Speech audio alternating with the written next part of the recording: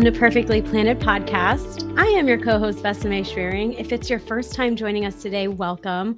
We're so happy you're here with us.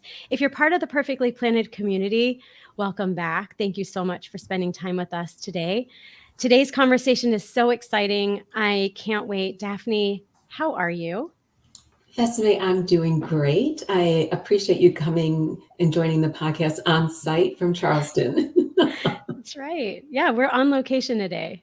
You didn't invite me to join you, but we can talk about that afterwards. We will. No, we're going to pick an event and we're going to go run a race, and we will broadcast from on site at some point in time. I love that. But I'm doing great, and I am very excited about our guest today too, who's actually my boss. So I'd like to welcome. I'm like, wow. I'd like to welcome Laura Marks to Perfectly Planted. Thank Laura. you, guys. Welcome, Laura. Thank you. It's a pleasure to be here. Laura, I said that lightly, but you are my boss. I just want to let people know Laura is the head coach at the Vegan Gym, where I am one of a growing number of unicorn health coaches. And although I've only known Laura since September, her story has just captured my heart, and which is one of the reasons I wanted to invite her as an epitome of all of the pillars of Perfectly Planted to join us for a conversation.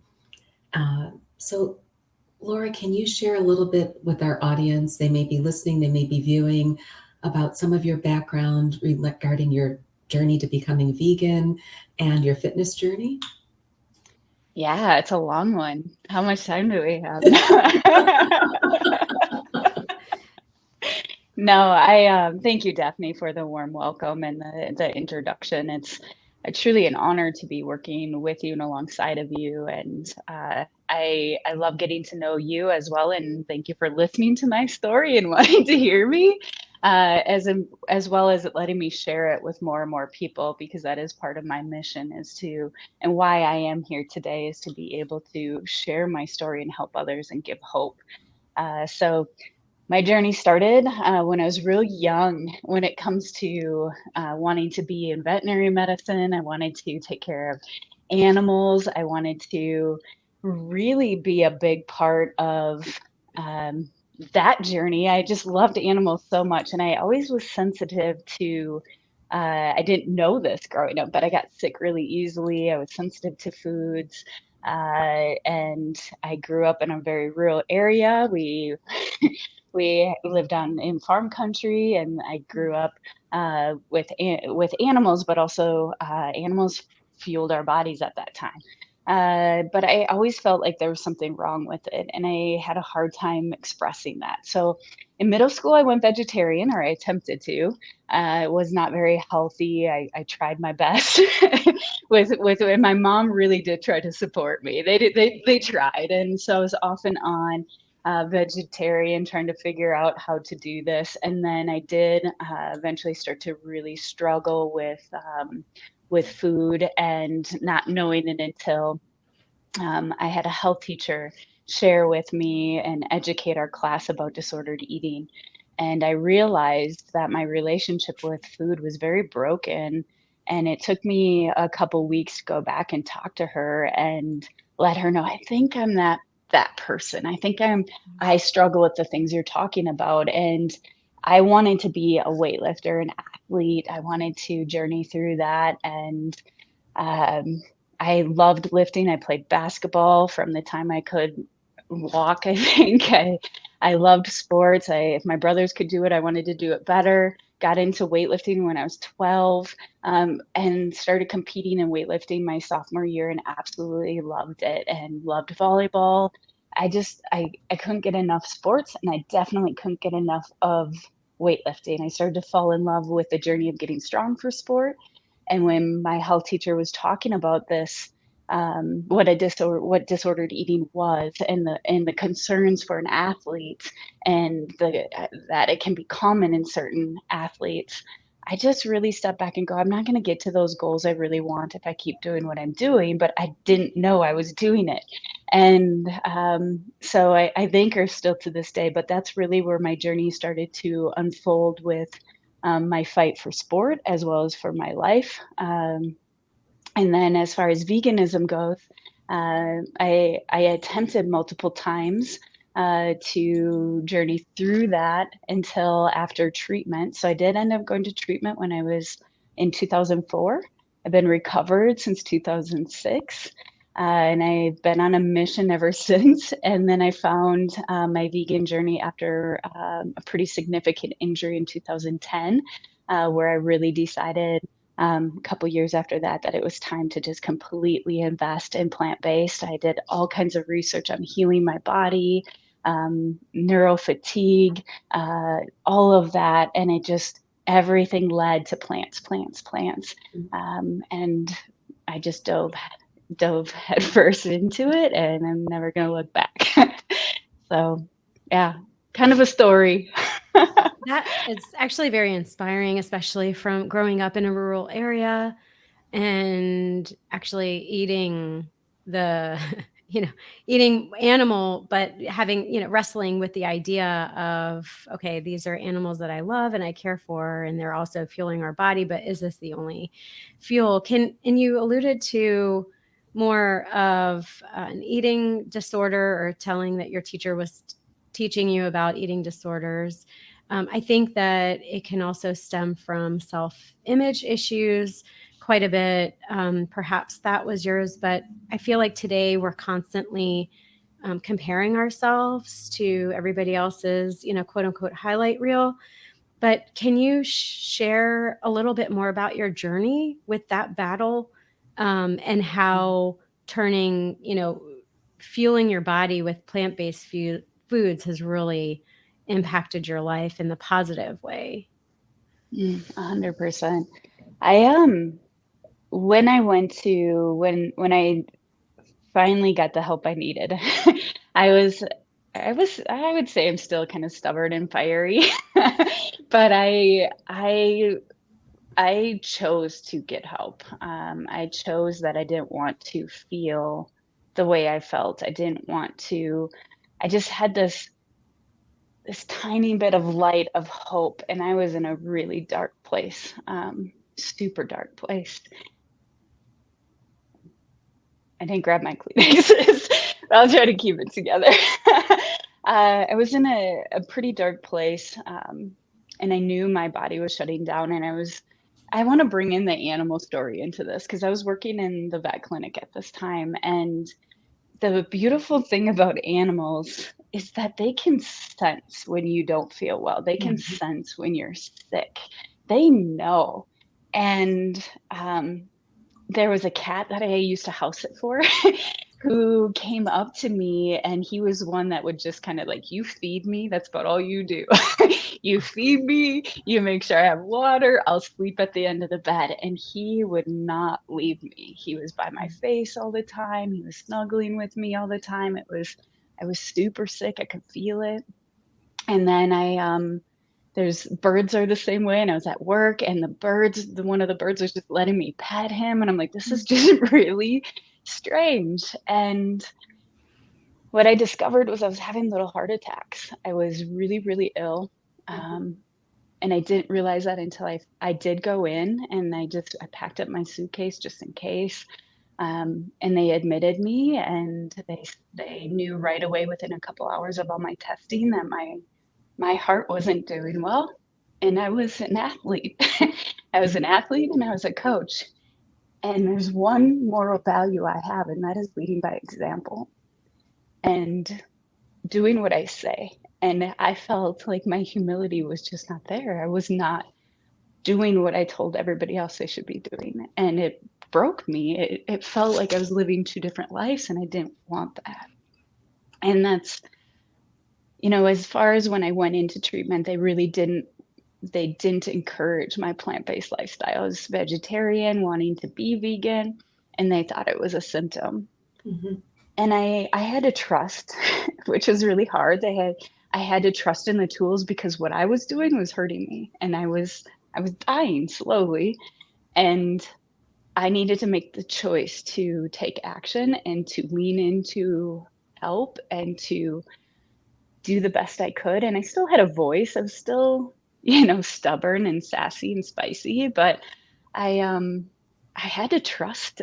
I had to lean into somebody else who maybe they didn't understand exactly how I was feeling, but they had the knowledge to help me get through it. And eventually I learned that there could have been a different way that would have allowed me to be plant-based through that. And I would love if anybody ever wants to talk to me about that, that's in that profession, please reach out, because there is, if you're not already incorporating that, there's different ways to be able to help people who are struggling with their relationship with food, that it's not always a symptom, that there are moral feelings. And from little on, I just knew that food made me feel sick. I started to be afraid of food because it made me sick. And I know there was some body image stuff that started as well, but I don't think that my relationship with food and body were the same.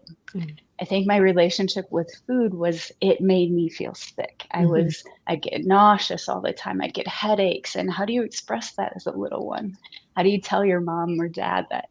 And I would go to school and I would feel sick on the way, like try not to throw up on the bus and have headaches. And it was that way a lot for me. And I'm still very sensitive to foods. But when I went plant-based, whole different journey. Like I don't get sick as often. It's more if I get exposed to gluten, I am sensitive to that. But as far as animal products, like I really thrive on a plant-based diet and I recover better on a plant-based diet. As far as body image goes, please feel free to interrupt me. No. That's exactly where I wanted you to go. I think you explained it. I mean, I think that it was, where please go on with the body image, because sometimes with eating disorders, I mean, it's so complex. People with eating disorders have various stories and how they got there. And so I would love to, keep going with the body image. I think, people close to me, I know it's more of that self-image as opposed to the relationship with food, or the fact that food is really making them feel physically ill and trying to find those intolerances to address them, where we feel as though, like, as kids, your body should be able to tolerate everything. And that's not necessarily the case. But anyway, sorry, go ahead with the body image. Yours was a little different. One more thing before I let you go, Laura. I just want to call out for any health professionals that may be listening, one, that you're willing to talk to them, and two, that eating plant-based does not necessarily mean a restrictive eating pattern, because that's where people can confuse, especially with an eating disorder, that you're restricting because you want to exclude animal products. And those are two very different conversations. And I just want to make sure to highlight, one, your openness to having the conversation and sharing your experience, but two, not to feel that those two have to intersect in a way that is negative. Yeah, 100%. Thank you, Daphne. And I think it is, like you said, you can have both, but you really have to ask the right questions and allow somebody to live with what feels right in their heart and their soul. And because that makes that journey of healing harder if they're not allowed to do something that, I mean, you're stepping over something moral for them, and that's tough. That's already a battle that they're going through, and then making that battle a little bit harder. I do want to say this too, for anybody who's struggling or walking through their healing journey now. I didn't know what caused it. Like, this is years of reflection after treatment, years of reflection and learning and therapy and talking to my family and trying to figure out, when did it start and what was I seeing? How old was I when I was doing these symptoms? I mean, this was years of conversation and being open about talking about it. And the more I talked about it, the more I started to heal. And that's why I continue to talk about it, so it doesn't have power over my life. And I can take something that was hard and dark in my life and bring light to it and hope to other people. So my counselor said to me once, as I was going through it, she said, is it going to matter if you know what caused it in the first place? Mm. And it really doesn't. It doesn't matter what started it. What matters is that we're moving forward to heal, and that we're creating a good thing out of something that's hard, and taking this as an opportunity to make a difference. And when I knew it was a gift, and that's what I call it. This is a gift. For some reason, I don't think I was given it, but I went through it to be and strong enough to get through it to make it into something good. And it's an opportunity. And when we go through hard things in life, I was just telling Daphne this, we're always going to have pains in life. We're always going to have unknown, and we have to step in with faith. And there's always going to be hard work. And we say at the at VSA, or the Vegan Superhero Academy, choose your heart. Choose your heart. And my heart was to make this thing that was hard into something great and make it into something good, versus going down into darkness with it. I was going to bring light to it and help others come out of that darkness and make the world a better place. When it came to my body image, what I discovered, so when I look back in years from now and having conversations, I remember talking with my mom, because I remember being very little. I knew the room. It was like all blue. It was like blue carpet, blue everything. And my mom's like, Laura, you were 3. We moved a lot. So she's like, Laura, you were 3 when we lived in that house. And I remember looking in the mirror and pinching myself at 3 years old. And I'm like, and I remember thinking, what 3-year-old doesn't love their body? And that broke me, but I don't remember it ever being related to food. I know I was picky about food. And I think it had to do with, I knew the relation to animal, as well as I knew the relation to it not making me feel well. But when it came to my body, I had to step back and look at what I was seeing around me. And this is where I reach out to parents, and not to make you feel bad, or to aunts, or to any of us coaches. Kids are watching you all the time, and how you talk to yourself matters. And I think about all the beautiful women I had in my life, and my mom to me was like the most beautiful thing I ever saw. And when she would talk poorly of herself, why would I believe she thought I was beautiful?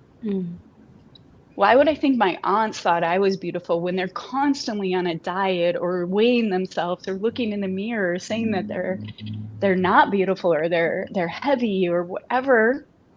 And it was constant in our surroundings, what we were reading, what we were watching. And if the people in our life are not confident in who they are, at least speaking positively over themselves, and falling in love with who they are, to reflect and teach their kiddos to fall in love with themselves. And I think of that now. I'm an auntie, and I absolutely love it. And I think of that where I still have triggers. It is hard for me to wear shorts. And I've competed in singlets, and I can do that on stage, but those sweatpants are coming on pretty quick. I don't think about it when I'm lifting heavy things, but it's been something that's been a battle for me for a long time, is to wear shorts. But when my nieces are around, I wear them anyways, because I don't want them to know that I have a fear, and they shouldn't know as I grow and I learn, and I'm growing out of that, and I'm getting more confident and stepping out of that.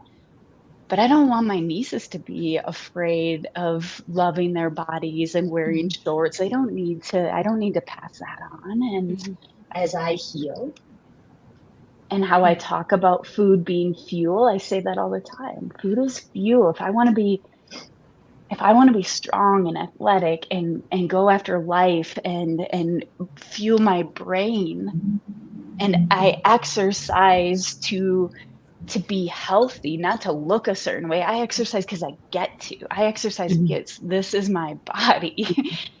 It's not a have to. Laura, I mean, that's a great point. And if you're comfortable sharing, so how did the gym contribute to your healing? And how did your faith contribute to your healing? two of the most important things to me. Those of you who know my vision board, God first, gym second. It makes me a good human. Yeah, I am much kinder, and I present myself fully if I put God first and the gym second. I feel the barbell. Well, God introduced me to the barbell in my thoughts and my opinions in my walk in life, but Olympic lifting, I started lifting and competing. I've been lifting since I was 12. I had two older brothers who definitely introduced me to weights, and I was addicted instantly. But I had a coach who introduced me to Olympic style weightlifting as a sophomore in high school, and I fell in love with it. I couldn't get enough of it. You just knew I was in the gym. If I had extra time, I was in the gym. And it was because I loved the feeling of being strong. It wasn't for Yeah. a look. I loved the feeling of being strong and having like being able to throw things. Man, it's the best feeling when you're upset. And just throwing weights and lifting heavy and building confidence. And I loved competing in it. And that when I heard that was hurting my ability to be strong and to build muscle and to be that athlete I wanted to be, it gave me a fight. It gave me something to fight for. And I wanted to be an athlete. I wanted to be a good athlete. And but the barbell was special to me. I never wanted to have to give up lifting heavy weights and to throw weight around and to keep improving. And it gave me something worth fighting for, even if I couldn't see everything else around me. There was a lot of grief, a lot of loss little on. I've been unfortunately to a lot more funerals than I have weddings in my life from little on. And I emotionally feel, and this is where God comes into, I think this is a gift, this empathy, this deep empathy and energy I feel from people. I truly love people. When I was going through my dark time, I don't think I could say that. I was, figuring things out, but I truly deeply care about people. And that is such a gift. And when I was little, I think I was carrying all of this, everybody else's anxiety, everybody else's pain, everybody else's, because I wanted to fix the world and I couldn't carry it. And as a sophomore, I went to a youth group, and I was invited to minister up in the cities. A bunch of kids got together, teenagers, and I had a pastor ask if they could pray over me, and because I was very sick and I was struggling and I wanted to give up, didn't want to live. And I don't think I've ever shared this publicly before. It's one of the most beautiful times. Hardest, but yeah, beautiful. And this pastor prayed over me. And when he was done praying, he looked at me and just this like, ah. And I was like, why are you looking at me like that? I was a teenager. And he's like, I've never seen anything like that before. And I said, seen what? And he said, somebody lift their head. And I don't remember the prayer, but I do remember this. And he's like, I never saw somebody lift their head up like that. And I said, I thought you did that, because all I felt was this hand under my chin, lift my head up, because I was looking down a lot during that time. And I felt that ever since then, it was like that light, that spark, that feeling that I wasn't alone, that became my warrior, that became that became everything to me to keep going. And when right before I went into treatment, so it was years later, unfortunately, I had a bad experience with a doctor. And I know that there's amazing doctors out there, but it's another lesson. Is this doctor told me that I was depressed and I didn't have an eating disorder. And after that, man, my eating disorder took off, because I didn't have a problem. It wasn't me, And so it really wasn't great advice. But years later, I did seek help again and went into treatment at 24. And I remember telling my mom, I'm like, I don't feel God anymore. I don't feel that touch, and I want it back. And I just had this spark of hope still. And I just kind of feel like this isn't very vegan, but it was like a fishing line that was wheeling me in, and I would be swimming as far away from the boat, but something just kept drawing me in. And I remember thinking, if we think about healing, the most painful part is when you're almost there. Mhm. And so I think of that fish coming out of the water with this hook in its mouth needing to be let go. And I needed somebody to get me out into the boat to be able to take the hook off. Mhm. And that was really, that fight was just let go. Stop trying to control it all. Listen.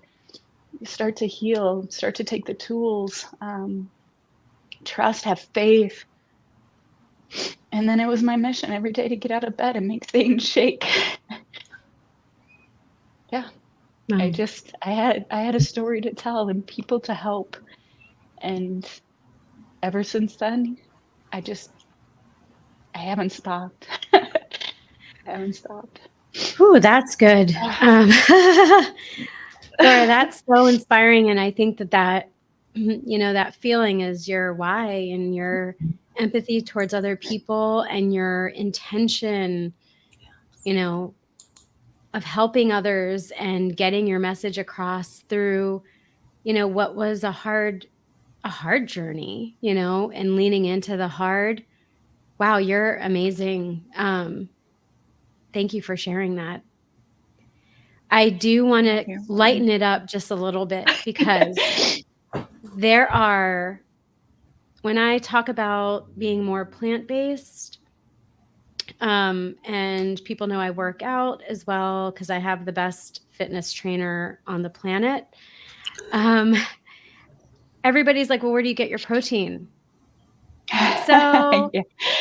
As a power lifter, somebody who has been into it for so long, as a vegetarian, as a vegan, how do we break the myths and barriers of that? And what do you tell the people that you help with kind of shifting their thought on needing to get that muscle mass through lean animal protein now is actually in the veggies that we can grow in our own garden? Yeah, I talk a lot about inflammation and recovery because the key to being able to gain muscle is to recover quickly. I always say the magic is in the recovery. So sleep, hydration, fueling your body, micronutrients, getting the inflammation out of your body as quickly as possible, because the faster you can recover, the harder you can hit the gym every day to grow muscle. And we need to recover for it to grow. We're tearing it down to build it back up. So if we're not able to train hard more often, we're going to struggle to put on that muscle. And that food is fuel. We need a lot of it. We need a lot of fuel to train at that intensity, in my opinion. So I always say, when I worked with youth for many, many years as well, 20 years, my heart definitely loves the kids too. And I used to just say, how about we just start with eliminating dairy? Like, let's see, like, you'll see a difference instantly in the inflammation of your body and the recovery. So let's try a pea protein if they're doing whey. Let's go towards almond milk, oat milk. Let's try it and see how you feel.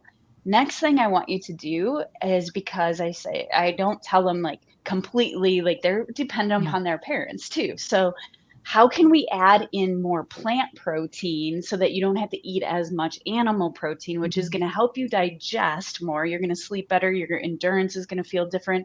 Running up and down the basketball court's going to feel different. So how do we add in more with other things you're eating? Can we add in more lentils and beans as a carbohydrate source? Can all your carbs have protein in them? So can we eat oatmeal in the morning? How do we add in more protein from plants?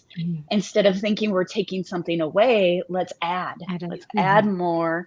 And so we're talking about broccoli, and I just ask because I'm like, what do you think of vegetables? Yeah. Will you eat them? Yeah. That's a great question for kids.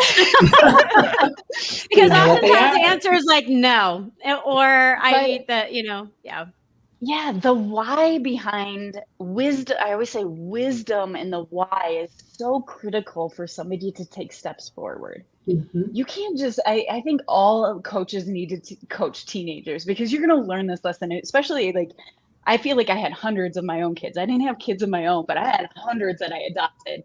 But I think of this, like, you can't just tell somebody what to do. They're going to be like, I'm going to do the complete opposite. Like they need to be excited and understand the why and have the wisdom behind it. So when I explain why we're doing this and what it's going to do for their vertical, what it's going to do for their takeoff, what it's going to do for their recovery, what it's going to do to build muscle faster, and that we don't want to restrict in high school. Why? Because this is the best time to be building muscle. Your hormones are like, yes, feed me, grow. They they come in the summertime and they grab the barbell, and 2 weeks later I'm like, whoa, you grew. It's like watching a Great Dane trying to walk up and down stairs every 2 weeks, right? They just grow really quickly, and it might be their legs, then the next week it's their arms. A little sunshine and some greens does amazing things to an athlete. So I really try to encourage what it was going to do for their performance. Let's try it and let me know how you feel. Let's if it one ups you from your opponent. And it's saying, I see you're strong. I see that you want this really bad. I'm not going to tell a lifter squat deeper without telling them how or why, because if I tell them you need to go lighter, squat deeper, they're going to think I'm a jerk. So I'm going to step back and go, I can make you jump higher and squat heavier. Are you interested? Let's break down the plates. Let's take it down. I want to move your feet around a little bit. You're very, very strong, but I know I can make you stronger. And I know I can affect your strength so much that your vertical improves, that you can out rebound. And they're like intrigued. So they're not afraid to break down the weight. I'm not telling them they're not strong enough. I'm telling them I don't want them to plateau. I want you to get stronger, and I want you to be the best you possibly can. Can I help you? And I think approaching nutrition is exactly the same way. I'm not seeking perfection, but how do we slowly start to implement something that's going to make you stronger, faster, feel good, recover, be one up on your opponent? And then they're willing to try. And I would have parents come to me and be like, what did you do? What did you do? Basketball coaches started coming into the football. Like, it was fun for me to see that. Yeah. So protein, I love that. easy. I think what people realize is it's a lot easier than they think it is once you start feeding them and giving them meal plans and showing them how to start incorporating more protein in. Then they realize, wow, I didn't realize I could get that much protein in. Yeah. And it tastes good. How easy it really is. And it tastes good. Yeah. Yes. And it's consistently tasting good. I just want to put, I mean, you know how many times have you had something like a piece of, I'll go back to the steak eating days, and you have a steak and it's like one steak doesn't taste the same as the other because they came from two different cows, and who were treated and, loaded up with antibiotics or whatever it may be. Even if it's organic, it's not the same. But I do know that my bag of lentils and my black beans are going to taste the same, and cost a hell of a lot less. Sure. And there's just something about fresh food. Yeah. There's just like the flavor that comes from something that is fresh. And there's something an energy about you too from eating plants that, it's just for my soul of being like, I don't have to harm anything to help improve my life. I don't have to harm others or animals or to help me be a better person or to be a better athlete or to be, I don't need to hurt anything.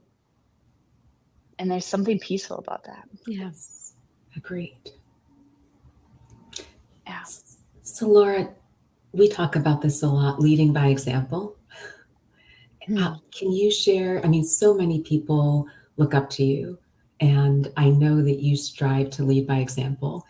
And one of the things we frequently asked guests on the podcast are, what does a day in the life of Laura Marks look like? How are you leading by example to show others what life as a strong vegan woman warrior can be like? Yeah. And I'm not, I perfection doesn't exist, but Exactly. chasing after your best self does. And one of the key points is reflection. And I talk about being able to sit with myself and be honest. And talking about learning forgiveness, I really had to forgive myself. I had to really forgive myself for how I behaved, how I treated other people as I was going through things, but how I treated my own body. I was beating myself up for putting myself through something that I didn't always have full control over. And what mattered was being able to forgive myself and to seek my true self and move forward in that. And so the day, my day, and it moves around. If you guys know me, my Google Calendar is like my power list. I highly recommend having a power list to keep your priorities and I always say through the core values. Who do you want to be? Mhm. What kind of human do you want to be? And what core values does that take to be there? And then are your priorities aligned with those core values? Are your goals aligned with your core values? And are your priorities getting you to your goals? Mhm. Do you know what your top 3 to 5 things are that you value the most in life? And are they on your Google Calendar? It doesn't mean it's every day for all of them, but your priorities should be time blocked. And I always tell the team, I'm like, please do not schedule anything in the yellow because that's my training time. And if that will upset me, my training time gets disturbed because I work really hard and move things around to make sure that I can structure that, get up really early, maybe work a late night. So that I can have that time because it's super valuable to me and to my goals and just who I want to be and my devotional time. So my top things that have to be on my calendar is really I try to wake up and have devotion time. If it doesn't happen right away in the morning, I move it and make sure it does happen. My training time ebbs and flows with life, just like all of us, our priorities can shift. So sometimes work is above my training and sometimes training is above my work. But I make sure that I'm kind to myself as I process what needs to be the priority and why. And I step back if it's starting to take the side bench a little, or it's seated on too far to the side. I can feel it. And that daily reflection isn't to beat myself up. My weekly reflection, my monthly reflection, I reflect a lot. It's to make sure I'm still in line. I'm still on my roadmap. I'm still going towards my goals. I'm still keeping my core values. So really what I do is I try to put God first in my life. Second is my training. They're my number one. So they're the first thing that gets done. So it doesn't get skipped. That's the goal anyways. I'm not going to say I'm always on top of my training in the morning, but it's reshifted and my Google Calendar is pretty again, and that's happening. And then it's really, I work hard. I feel like you work hard, work smart, try to be focused, try to be as efficient as possible, move things around as you learn what that is. I get to coach and mentor coaches as well as athletes. I work with some of the best people. I get to work for Leif and Anders Arneson, and they're amazing bosses for me and have given me this space to share my story and help people and do what I'm passionate about. So I get to teach, I get to be a part of that. And then at the end of the night, I have a new pup. So we go for a walk. I love to hike if I can on the weekends, read. But really, I'm passionate about my life's work. So normally I've had to learn that relationships have to fold into my life's work. And I'm okay with that. That might not be everybody's priorities, but I feel like I was put here for a mission, and those that really know me and are part of my tribe, I look over and they're always still there, even if I'm going 100 miles an hour towards something bigger. Yeah.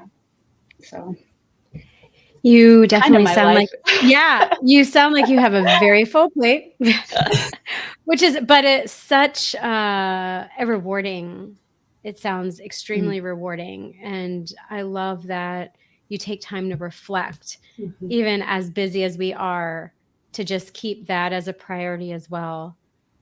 We talk about, and on this podcast, we ask some of our guests to share a day in the life, mainly of what they eat, because oftentimes I know Daphne probably does too. We like to share, some recipes or at least get some idea. Would love to hear what's the day in the life of what you eat, Laura Marks. As Daphne knows, I've had an addiction to, but I've fallen off of this addiction, which is good. But I loved monk pack cookies for the longest time, guys. I love chocolate. I love chocolate and I love coffee, and but I believe that those are gifts too. I don't believe there's bad food. I believe there's good food and better food, and better food is more micronutrient dense. It has a lot more nutrients and heals our body faster. And I think there's a place for all of it, and we can incorporate all of it into our life. And I'm not one to restrict or say something that I can't have something, but how do I work it into my goals? How do I make sure it's a healthy variation? I like simple, especially now. I do love to cook.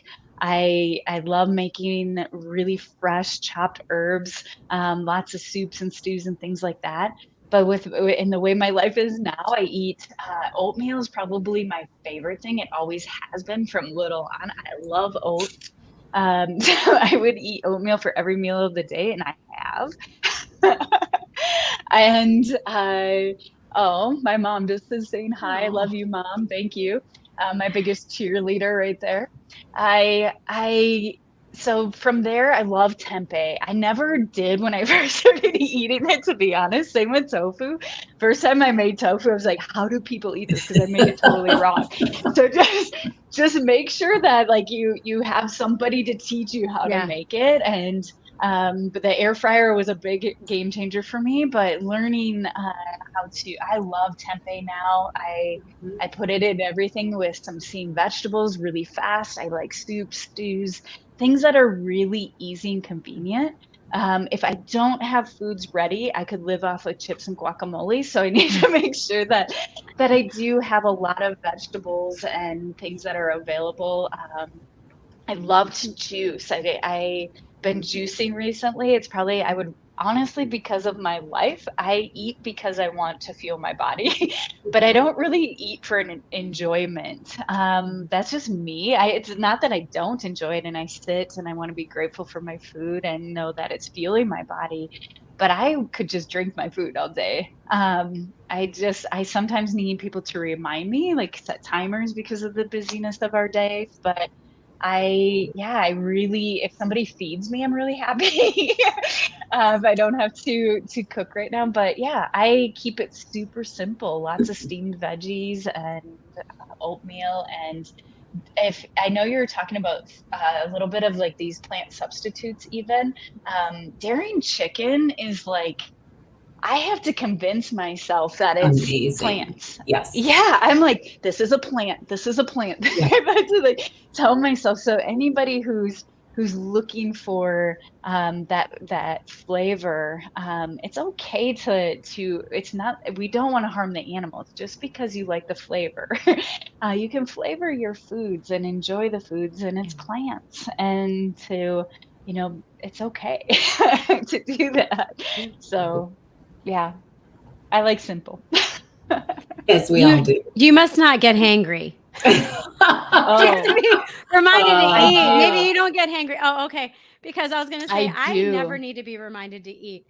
I just need to eat or I get angry. I do, but that's why when I travel, my key is always know which restaurants you can eat at. Yeah. Always pack snacks. I carry food with me everywhere I go. My gym bag. I actually have to eat halfway through training. And so I am intra no matter what. I just can't overeat if I'm going to be doing a lot of jumping around. But by the time I get halfway through my training session, I'm eating. So I always have food with me, dates, things like that too. I need to eat constantly throughout the day. I'm more of a grazer. Okay. But when I'm depleting, you'll start to, Oh, so you do people are like, yeah, people are like, Fever. Laura, eat this. And I'm like, oh, am I at that point? They're like, yes, you are. And I'm very good about not getting upset when somebody's like, you need to eat. I don't take it personally. I'm very unoffended because I'm like, I don't want to come across like crabby, healthy. And it's not that I don't like to eat. So, yeah. So, Laura, I know that with Vesame being on site, I want to make sure I respect her commitment to her gal pals. But two things. One, that's for your mom.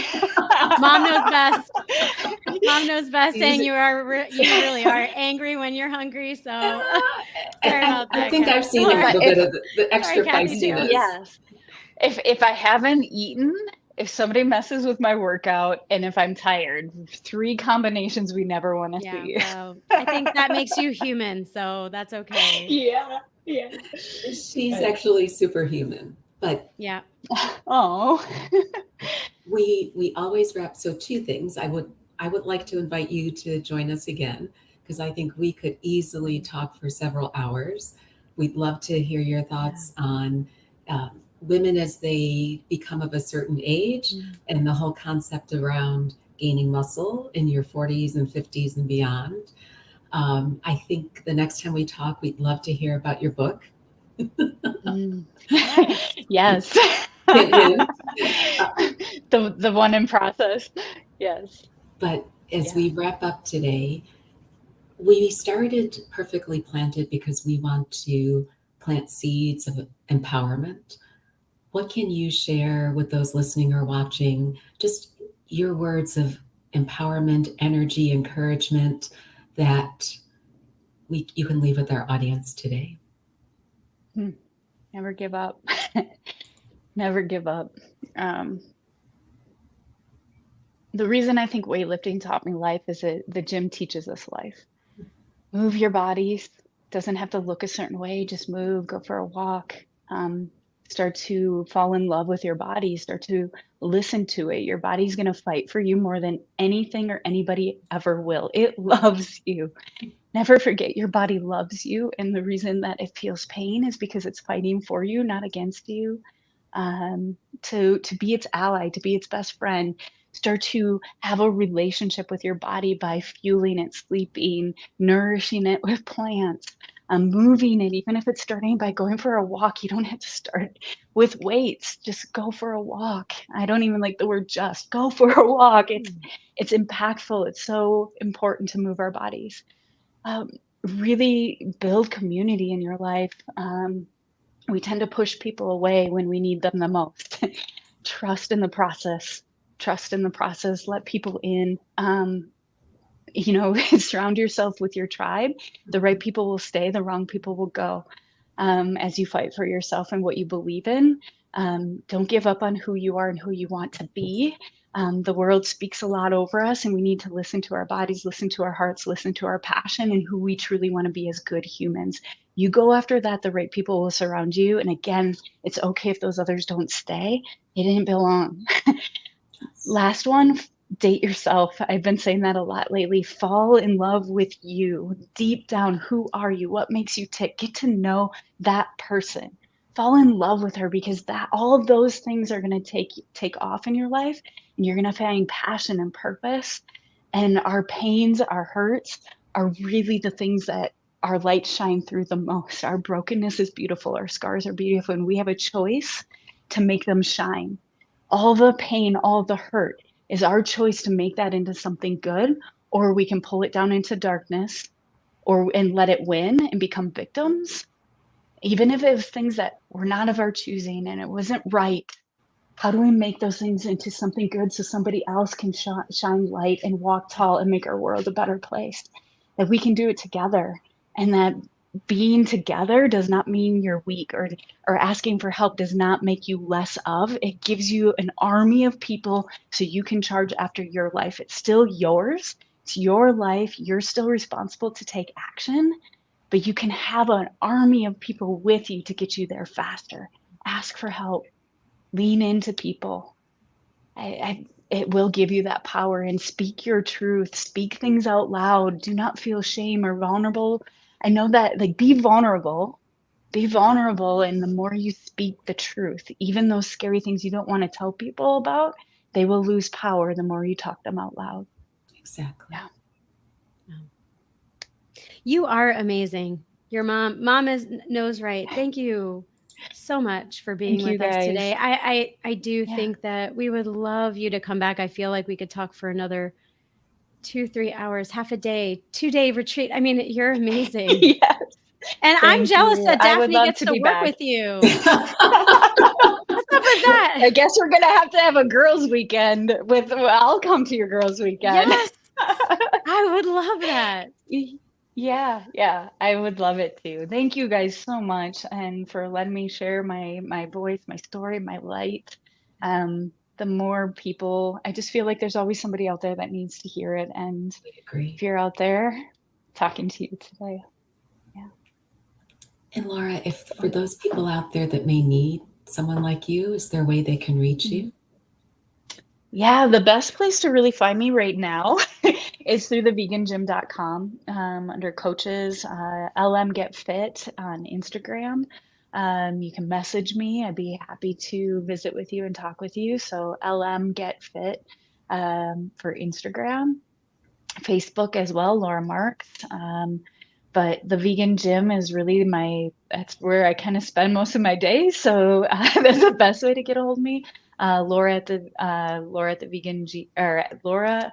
Vegan Gym, gmail.com is my email. So please feel free to reach out. And I would love to share tools, or especially, again, I love to definitely, I said, with healthcare providers. I really have a heart to share maybe how we could do things maybe a little differently, or have a different approach from somebody who's walked through it. Not just the science of it, but really somebody who's walked through it. And I don't know all the answers, and we all walk differently through it. But if there's any tools or tips and tricks that how we speak to somebody that's going through it, and parents, how we speak to parents that you're not alone and your kids love you. My mom can contest to this. Like, sometimes we're the hardest on the people that love us the most. Don't give up on them. Keep telling them you love them. Thank you, Laura. Sorry. You are amazing. And we can't wait to have you back on the show. Can't wait to be back. Thank you, guys. Let's talk about building muscle and getting strong in the 40s and 50s and 60s and lifelong. I won't cry so much. Tears are good. They're happy tears. Take care, everyone. Thank you so much, guys. Thank you.